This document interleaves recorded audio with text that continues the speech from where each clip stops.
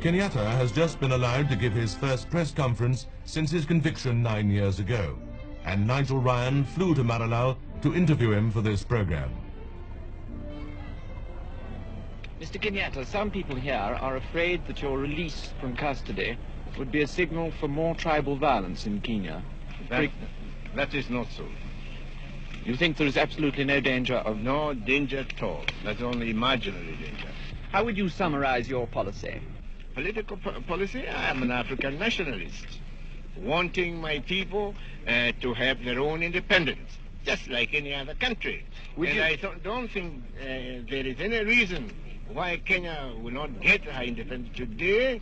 Look at Tanganyika, look at Somaliland, look at Sudan just next door.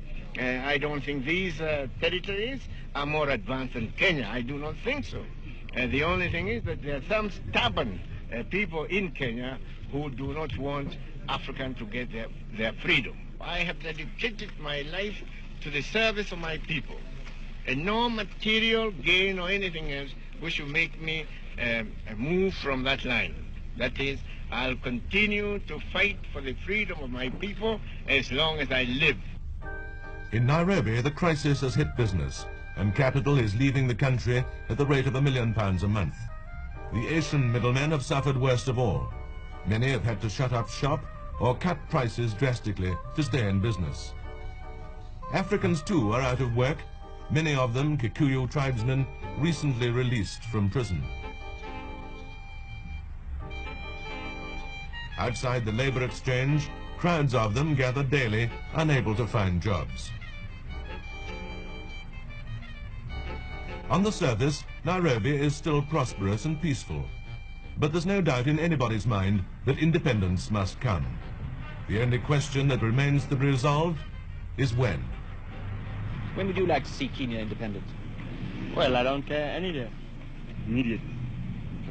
I would very much like to see it independent when the government here and in England consider that the Africans have sufficient knowledge to run it successfully and bring prosperity to the country.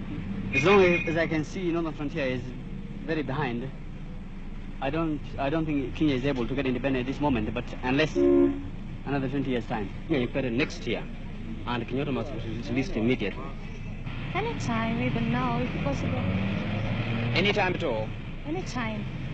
Well, I think as a businessman, and I think I can also talk for the majority of other business people, well, the sooner the better. But of course, there is a big if about it.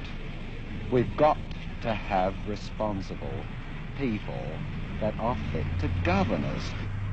For the moment, the crisis seems to have eased, but among the white settlers in Nairobi and the surrounding countryside, the memory still remains of the 95 Europeans and hundreds of Africans who were hacked to death in the days of Mau Mau violence. If Europeans stay on, will there be more violence? If they leave, will there be another Congo? At both ends of the scale, views are strong, feelings run high. Can there be a compromise, or must there be a collision? The answer to this depends, I think, on two factors. Will the Africans pause for a moment in the race for independence to realize that in their own best interest they must make it attractive for Europeans to stay on?